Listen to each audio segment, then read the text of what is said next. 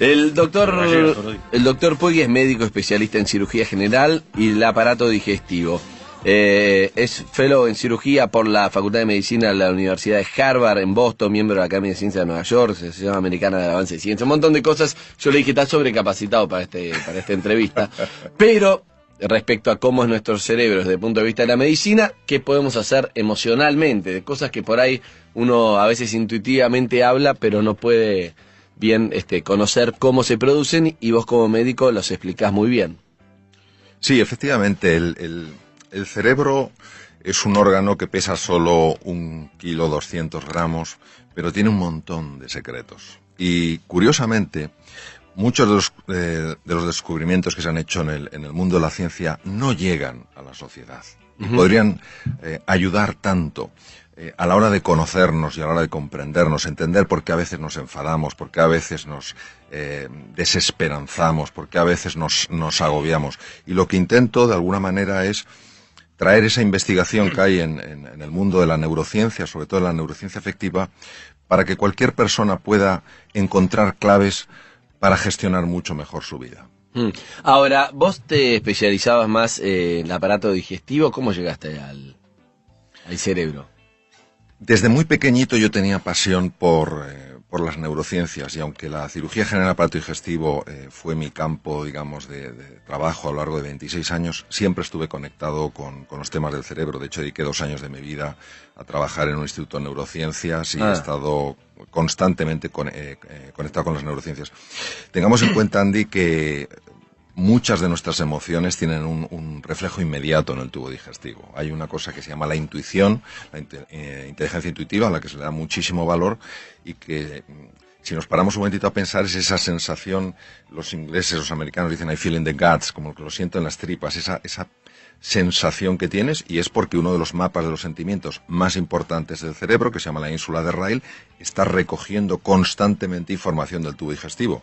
Pará, porque eso ya me interesa, porque la otra vez habíamos hablado con un cardiólogo diciendo, cuando vos estás mal del corazón porque, no sé, te deja alguien, es como una angustia, y si había algo más literal o poético o había una realidad. Vos decís que cuando uno, esa cosa de la entraña que la sentís, tiene una explicación real, no es algo poético. El nudo en el estómago. El nudo en el estómago, la angustia que se te cierra el estómago, que no querés comer. Exacto. Lo que dijo ese cardiólogo es absolutamente así. Se han identificado 3 cerebros. El que es más conocido, el que está en la cavidad, en el interior de la cavidad craneal, es uno. Luego hay un cerebro en el corazón y hay un cerebro en el tubo digestivo. Para que te hagas una idea, la hormona más importante en los estados de serenidad, de calma, que es la serotonina, el 90% de la serotonina se produce en el tubo digestivo. Esto podría explicar muchas veces por qué cuando una persona está nerviosa y come algo, pues también tiene esa sensación de calma.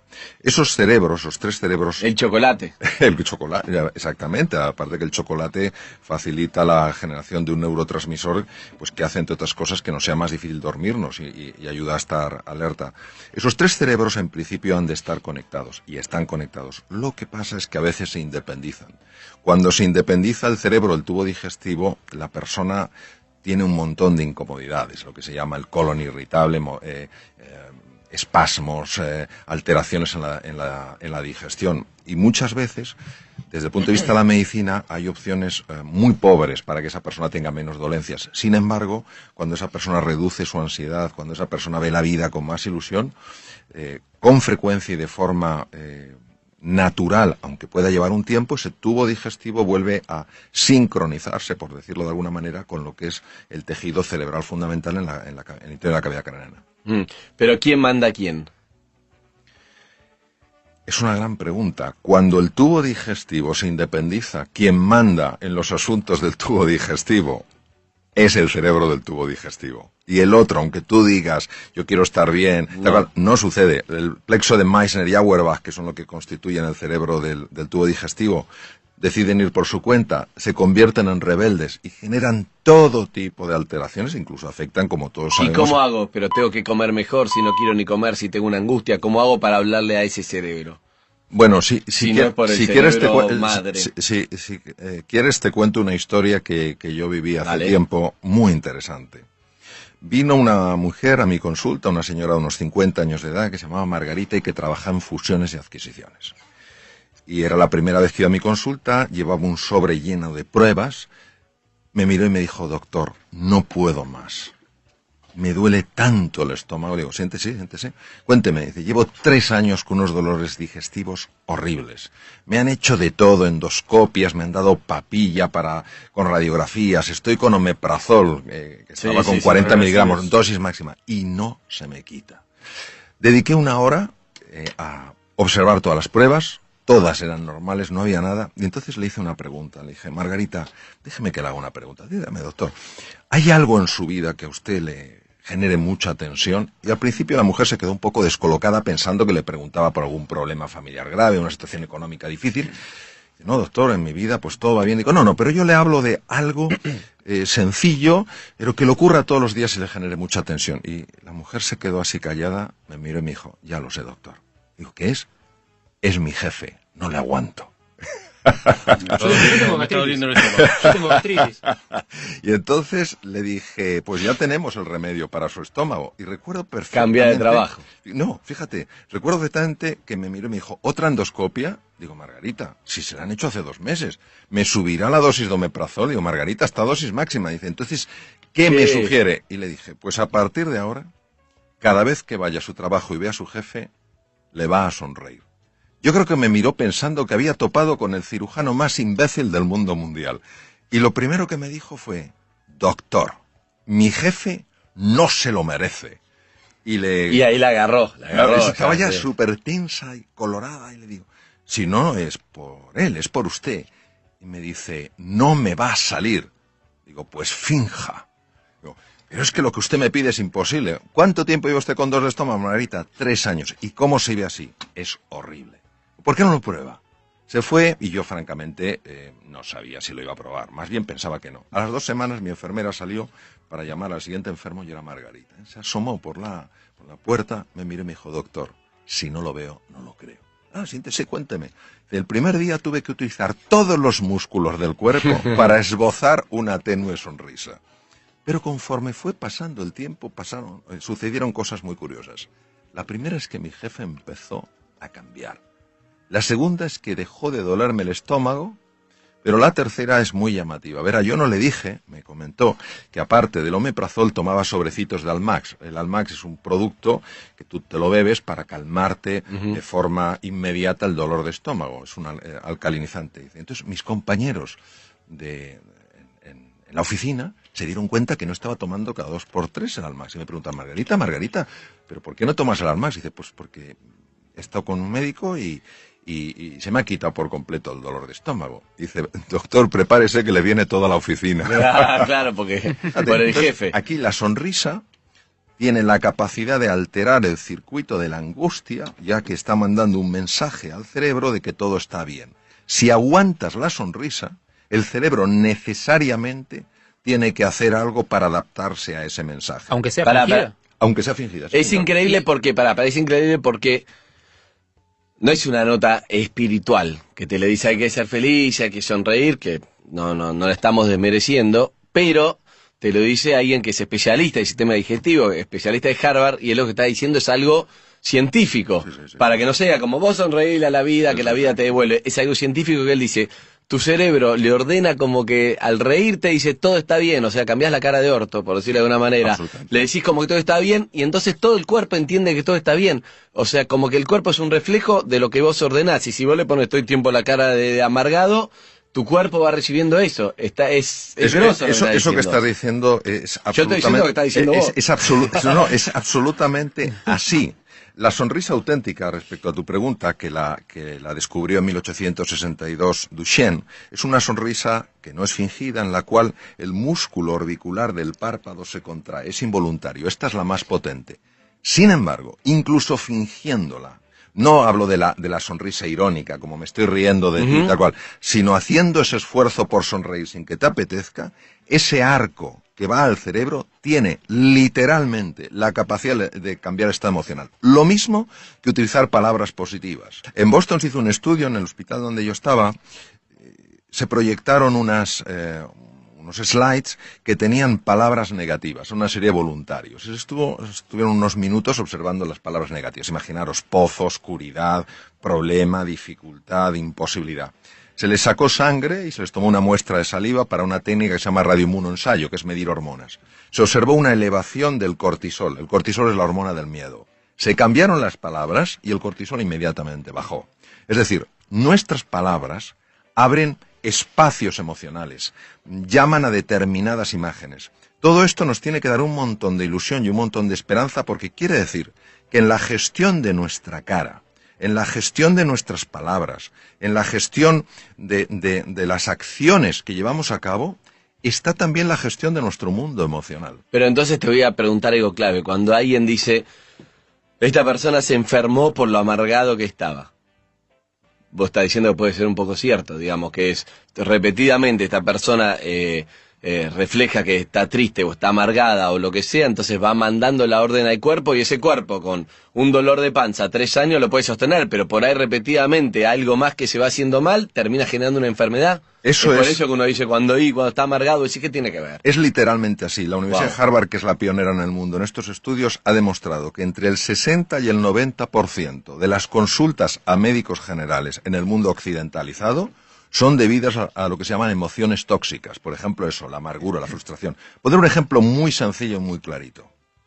Cuando tenemos estas emociones tóxicas, el resentimiento, la ira, la frustración, de una manera estable, segregamos mucho esa hormona que se llama el cortisol. El cortisol se acopla a la membrana de los glóbulos blancos, de los linfocitos, es decir, células que nos protegen frente a bacterias, virus y tumores, y no la dejan funcionar.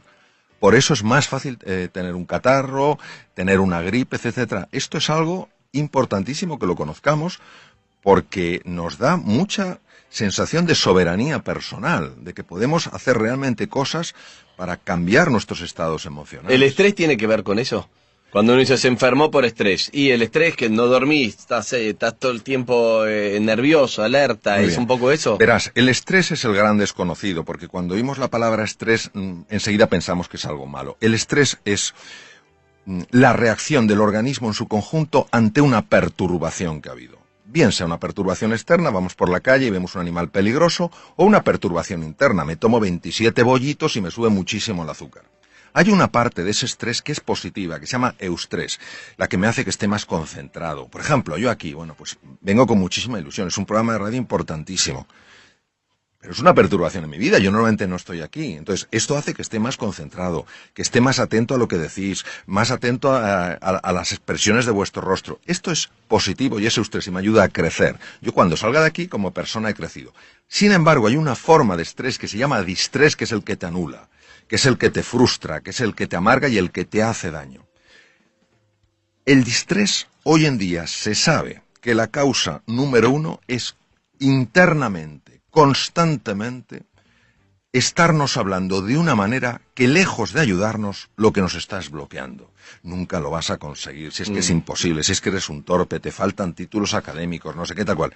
Y es que se ha podido fotografiar, porque hay tecnología que se llama resonancia funcional magnética, para ver qué ocurre en el cerebro. ¿Qué áreas del cerebro se iluminan? Exacto, qué áreas del cerebro se iluminan cuando esa persona que ha sido atrapada hábilmente por entre comillas, engaños psicológicos, empieza ella a generar esas conversaciones. Y se han observado, por ejemplo, cambios importantísimos en el riego sanguíneo del cerebro. Pero ¿cómo hago? ¿Me tengo que mentir como Margarita? ¿Tengo que decir, vos sí podés, aunque no te la creas? ¿Cómo lo das vuelta? Esa es una magnífica pregunta. Mira, nosotros vivimos en espacios de la realidad. Es decir, lo que vemos es solo una parte de lo que es. No cabe duda que la vida tiene partes feas y partes muy duras. Y negarlas es negar la realidad. Lo único es que junto a esa parte de la realidad que no nos gusta, podemos también buscar esa parte de la realidad que existe. Es decir, esto no hay, esto no funciona. Bueno, ¿cómo podría hacer que funcionara? Ten en cuenta que donde nosotros llevemos la atención van nuestras emociones y se hace más real para nosotros. Es decir, si solo estamos enfocados en el aspecto negativo de las cosas, llega un momento, literalmente, en el que aunque haya algo positivo y valioso, no lo podremos ver, es imposible verlo. La percepción es una construcción cerebral. Entonces, si yo estoy filtrando todo lo positivo, al final creeré que vivo y lo en crees, y por ahí el otro que está alrededor tuyo te dice, pero mirá, tenés esto y esto, y vos no lo podés ver. Aunque otro te diga, un tercero te diga, mirá esta realidad, Bueno, todo pasa, sí. es tu propia realidad que ya no Naturalmente la que ves. sí, hay lo que se llama el sesgo de atención, es decir, cada uno tiene su sesgo de atención. Hay personas, por ejemplo, y antes os he estado escuchando que habláis de la mentalidad positiva, Sí. hay personas que viven en un mundo de oportunidad, no niegan la realidad de los problemas, tampoco niegan la posibilidad de las oportunidades. Y hay personas que viven constantemente en un mundo de amenaza. Viven en el mismo espacio físico, Te entiendo. pero no viven en el mismo espacio mental. Claro, si yo vivo en un espacio de amenaza, ni seré emprendedor, como estáis comentando antes, ni trataré a la gente con afecto, porque veré enemigos. y Tengo oponentes miedo por- al fracaso, Exacto, tengo todo el tiempo Entonces, miedo. exacto, y eso es la profecía que se autocumple. Si yo creo que hay oportunidades, encontraré una dificultad, tendré que lidiar con esa dificultad, pero yo no me concentraré, no llevaré toda mi atención al problema, sino también a la búsqueda de la solución, con lo cual es mucho más probable que la encuentre. Pero eso no es genético, no tiene que ver con la personalidad, es decir, soy una persona, hay personas que es como, voy para adelante. Yo hablaba con un amigo ayer, y que él no, le digo, pero vos cómo hiciste, fallecieron en un año y pico los dos padres, ¿no? Cuando tenía 20 y pico. Entonces le digo, ¿vos cómo saliste adelante de esta situación? Entonces él me dijo, bueno, es que no miro para atrás, me dijo. No miro para atrás. Así cuando tengo tal trabajo, cuando lo dejé ya está. Cuando fue lo de mi padre, digo, ¿de qué manera puedo seguir adelante con qué es lo que puedo hacer? Y bueno, me puse a trabajar, me puse a salir adelante. Y yo me pensaba, a mí en situaciones así, y yo todo el tiempo yo miro para atrás, por ejemplo. Estoy diciendo, uy, cuando no sé qué, más melancólico, tal cosa. No puedo, es como es cada uno. Y eso digo, ¿yo lo puedo cambiar o es inerte a la personalidad de cada uno? Esa pregunta se la han hecho científicos a lo largo de muchos años y sobre todo cuando se descifró el genoma tomó una relevancia muy importante. Mira, Andy, fundamentalmente podemos decir así, podemos dar los siguientes datos. El 40% es genético y el 60% es no genético. Ahora bien, dicho esto, tenemos que añadir un nuevo elemento. ¿Quién hubiera pensado hace unos años? En la Universidad de Harvard, por ejemplo, no se podía hablar de esto, porque parecía que era algo esotérico. ¿Quién hubiera dicho hace unos años que los estados emocionales de la persona podían afectar al material genético? Hoy hay una ciencia de peso sólida, más que reconocida, llamada epigenética, que demuestra que los estados emocionales de las personas movilizan ciertas hormonas, moléculas de la emoción, que interactúan con la membrana de la célula, tienen acceso al material genético y hacen que unos genes se queden dormidos y otros genes despierten. Imaginaros el impacto de esto, es decir, hay algunos genes que es fabuloso que despierten, genes relacionados con neurotransmisores asociados a la inteligencia, y hay otros que es muy interesante que sigan dormidos, oncogenes, genes Con relacionados con enfermedades. Entonces, ¿qué quiere decir? Que una vez que se ha descubierto la epigenética, ya tampoco podemos decir 40 y 60, como decía nuestro gran filósofo José Ortega y Gasset, el ser humano no es un participio, es un gerundio. No estamos hechos del todo, sino que nos vamos haciendo. Digo, yo entiendo que uno, forzándose a tener gestos positivos y a pensar en palabras positivas y en hablarse a uno mismo de manera positiva, puede generar ciertos efectos. Mi pregunta es, ¿eso no es muy a corto plazo? Digo, el cerebro en algún momento, así como las cucarachas se adaptan a los nuevos insecticidas, no se aviva de que lo estás queriendo engañar, de que esa sonrisa es falsa, de que en realidad el resentimiento, el sentimiento profundo está más arraigado que lo que esa sonrisa puede remover. Muy bien. Vamos a ver. Lo primero que tenemos que entender es que esto es un proceso. Es decir, no es que una persona finja una sonrisa, estamos hablando que no es una mueca irónica, sino el caso Margarita. No, una sonrisa. Exacto. Sí, sí. Aunque todavía no le salga porque no tiene la emoción ni la simpatía hacia esa persona. Es un proceso. Entonces lo que tenemos que entender es el proceso. Y la pregunta es, ¿realmente el cerebro puede cambiar? Yo me acuerdo que cuando estaba en la Facultad de Medicina y tenía 19 años, teníamos una profesora de psicología, un poco dura la mujer, y dijo, a los 7 años la personalidad está totalmente definida. Yo me quedé un poquito... No, pero el cerebro es plástico, cambia. Exacto. Entonces, Sí. hoy sabemos que el cerebro es plástico. Entonces, la neuroplasticidad tiene dos componentes. Tiene dos facetas. Uno, la conexión de nuevas neuronas y otro, la generación de nuevas neuronas a partir de células madre. Nosotros podemos generar entre 500 y 1000 neuronas a partir de células madre al día. ¿Qué quiere decir? Quiere decir que cuando nosotros estamos buscando el lado positivo de la vida, sin negar que hay un lado muy duro, muy doloroso y muy desfavorable, estamos cambiando la estructura física del proceso. Para que estamos influenciando sobre para qué van a servir las nuevas neuronas que se crean. Exacto, el nuevo tejido cerebral. Entonces, ten en cuenta que las células madre tienen que viajar 1 milímetro hasta el hipocampo y ahí en 21 días se han convertido en nuevas neuronas. Estas nuevas neuronas de la memoria y el aprendizaje reestructuran toda nuestra personalidad porque tienen conexiones a la corteza cerebral. ¿Qué quiere decir? Que en el fondo estamos reinventando nuestro cerebro y va pasando el tiempo. Y si nos mantenemos, si seguimos con nuestras caídas, con nuestras desesperanzas, diciendo esto es una tontería, pero volviéndolo a tomar, llega un momento en el que el cerebro realmente, físicamente cambia y de manera natural empiezas a ver con especial facilidad aquello de la vida que sí está bien. Con lo cual, tu forma de relacionarte con la vida es radicalmente distinta porque te relacionas con más ilusión, con más alegría. ¿Niegas el problema? No, pero das más peso a la oportunidad. Ok, está bueno.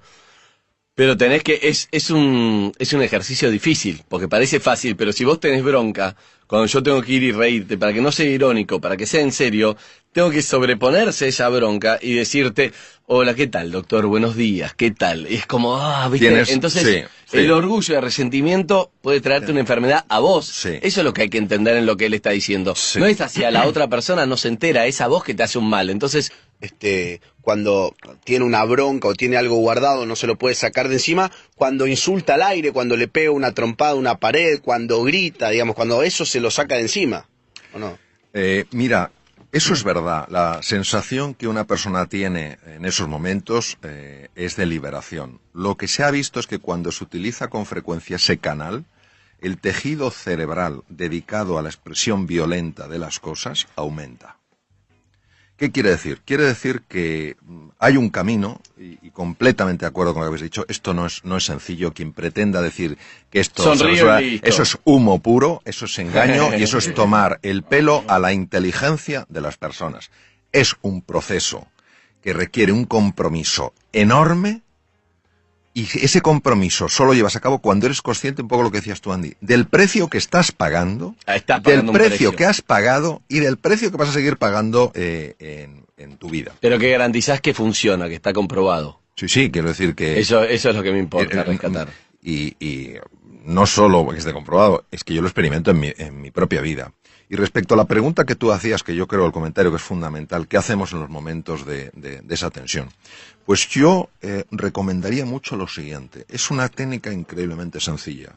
Tomar una hoja de papel y empezar a escribir las emociones. Ponerte a escribir las emociones. Enojado, furioso. Exacto, enojado, furioso, no puedo más, tal cual.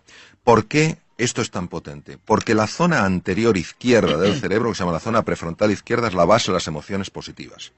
Cuando nosotros, una emoción que la tenemos ahí y que nos está desbordando, pero que todavía no la hemos articulado en el lenguaje, empezamos a articularla en el lenguaje, a la fuerza para poderla articular en el lenguaje, para poderla escribir, tiene que pasar por la zona prefrontal izquierda. ¿Y entonces qué pasa cuando pasa por ahí? Pues imaginaros un hierro súper caliente que lo haces pasar por un tanque de agua fría. Entonces, no es que la temperatura, ese aumento de temperatura desaparezca por completo, pero sí se aminora. Y en ese momento ya puedes gestionar. Luego, otra cosa importantísima y que se ha demostrado de una utilidad máxima es, en esos momentos, cuando uno está así, uno es peligroso. Es increíble porque mi papá viene siempre, es sexólogo, mi padre médico, viene acá siempre con una frase que recién lo entendí desde el punto de vista de la neurociencia. Él siempre dice, lo que se verbaliza deja de ser peligroso. Y es exactamente lo que acabas de decir, que vos lo explicaste por qué es así, porque hay algo negativo que pasa por el otro lado del cerebro y eso lo tranquiliza. Entonces, o hay que decirlo o hay que escribirlo, está diciendo todo lo que uno siente.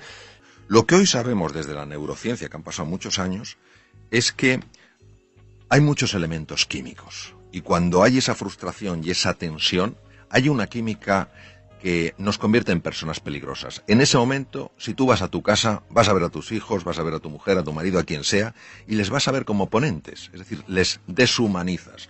Entonces, hay otro sistema súper sencillo y súper potente para reducir esto, que es el ejercicio físico. No hablo de irse a un gimnasio, hablo de que en esos momentos de tensión empezar a andar deprisa por la calle. Los demás pensarán... Caminar. Claro, pero caminar acelerando el corazón y la respiración. ¿Por qué? No caminar normal. No caminar normal. Tienes que hacer así, como si fueras a perder el autobús, pero sin estar Sí. corriendo. ¿Por qué?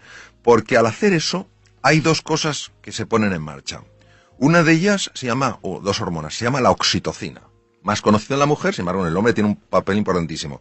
Y el otro es la beta-endorfina. Ambas hormonas tienen la capacidad de desconectar un núcleo cerebral que se llama la amígdala. La amígdala y el hipotálamo son las bases de las reacciones de ira. Por eso, si un día alguien sale del trabajo y está porque le han hecho la faena, le han maltratado, esos momentos que todos podemos experimentar en nuestra vida, mi propuesta para la evaluación de los radioyentes es que no vaya directamente a su casa. Porque sino que va a contaminar con porque lo va a esa ira contaminar todo. Esa activación produce una contaminación llamada resonancia límbica en todo el mundo, sin darte cuenta, por los gestos, por el tono. Entonces, que se ponga a andar deprisa, entonces produce una... ¿Cuánto tiempo al toque lo va a calmar? Pues mira, si la reacción de ira es intensa, necesita 20 minutos. Si Caminando es menos intensa, rápido. caminando rápido. Entonces, esa aceleración hace que la hormona, la oxitocina, empieza a desconectar la amígdala deja de interactuar con el hipotálamo, que es donde está donde ponía Freud, precisamente el id, la parte más bestia del ser humano la ponía el hipotálamo, que el hipotálamo tiene el tamaño de un guisante, pero manda lo que no se sabe. Entonces la amígdala desconecta el hipotálamo porque a su vez ha sido desconectada por la oxitocina. Y te hago una pregunta para entender un poco esa bronca, porque lo mismo que en otro momento, suponete que mi jefe me maltrató. Hay días que no te hace nada y un día que se me activaron los cables y tengo una bronca que es la que vos decís. ¿De qué depende eso? Depende. ¿Qué es lo que se produce? Es una pregunta importantísima. Depende de cómo yo evalúe en ese momento lo que está pasando. Vamos a ver. Hay hechos que son objetivos. Es decir, si a mí se me cae la botella aquí, todo el mundo lo ve y se decir, a mí se ha caído la botella. Pero hay hechos que hay un elemento que es subjetivo. Se cae la botella y yo mismo me digo, qué torpe soy. Eso es lo que genera todo el daño. Entonces, muchas veces, cuando somos hipersensibles a comentarios de los demás y nos enfadamos, es porque previamente nuestro diálogo interior nos ha estado poniendo la cabeza como una jaula de grillos. Lo que pasa es que como actúa a nivel inconsciente, nosotros no no nos podemos... damos cuenta exacto, y no, surge en ese momento. Exacto, no lo podemos oír, sí lo podemos sentir. Y hay que escribir entonces, todo el tiempo. Es importantísimo, es decir, es sencillo. Y aquí la prueba del algodón, como decimos en España, la prueba de eso es que se pruebe. Que Ahora, se prueben. Que se pruebe. Y empiezas A ver si el doctor es un vendehumo o no. Exacto, Que lo exacto. haga. Ahora, hay que hacerlo dándole una oportunidad al ejercicio. Ok. Es decir, hay que hacerlo en serio. No, escribo 3 garabatos, esto no funciona. Ok. No, porque hay que tener en cuenta que la venganza, y voy a decirlo sentido metafórico, es muy dulce. Okay. Ya es muy atractivo decir, este se va a enterar. Bueno, que sepamos que cuando alguien nos hace una faena en el coche, y tenemos toda razón para enfadarnos, a quien le sube la tensión arterial es a mí. Al que se le altera el sistema inmunológico es a mí. Es decir, es una forma, no digo de egoísmo, sino de sano cuidado de uno mismo. Se trata de conocerse para comprenderse y comprenderse para superarse. Vamos a ver. Hay veces en la vida en las que a nivel personal o profesional, con pequeños cambios vamos tirando. Eso no es reinventarse. Okay. Pero hay veces que a nivel profesional o personal tenemos que hacer cambios radicales, transformaciones profundas. Y en ese momento necesitamos aflorar de nuestro interior talentos, capacidades que no sabemos que tenemos y que son esenciales para dar ese paso. Es en medio de la noche, cruzando el desierto, saliendo plenamente de la zona de confort, de nuestra zona conocida, de nuestro status quo, cuando descubrimos verdaderamente la realidad de quiénes somos. La reinvención no quiere decir que te tengas que cambiar convertir en una persona distinta. Eres fantástico con quien eres. La reinvención es una invitación para que tu forma de ser y de estar en el mundo pueda traerte de la vida mucho más de eso que a ti te ilusiona. ¿Y cómo conozco qué herramientas tengo que no sé que las tengo? ¿Cómo las conozco? Claro, la reinvención implica que tenemos que encontrar una fuerza lo suficientemente grande para salir de la zona conocida, la zona de confort. De la zona de confort. Hay veces que uno lo puede elegir o hay veces que la vida te lleva a eso. Exacto, exacto. Entonces, de la zona de confort se pueden salir de dos maneras. Uno, la vida te saca. Ya está, estás fuera. Con lo cual, no tienes más remedio que ponerte en marcha. Y otras veces, cuando tú escuchas algo, lees algo, ves algo que te inspira para darte cuenta de que hay algo más grande que eso que tú estás viviendo. Y entonces, desde la fe, es decir, desde el convencimiento de que hay un mundo mucho más ilusionante el que puedes vivir, das el paso. Solo cuando das el paso, empieza a suceder. Es decir, tu pregunta... medio camino no va. Tu pregunta es muy difícil de responder de una manera puramente racional, porque es, yo daré el paso cuando lo vea. La respuesta es, nunca lo verás si antes no das el paso. Correcto. Hay que ir al vacío, es el famoso vacío. Eso es. Ir al vacío, no hay ninguna garantía, no sé, mandarse. Pero es difícil, porque uno como que no podés. Claro, como cuando sos nene no puedes dejar de andar con rueditas, cuando tenés que tirarte una pileta, un trampolín y te da miedo, ese vacío es difícil, doctor. Bueno, ¿cuáles serían tus 5 conceptos, 3, lo que quieras de resumen de todo lo que hablamos, digamos, para llevarme a conclusiones?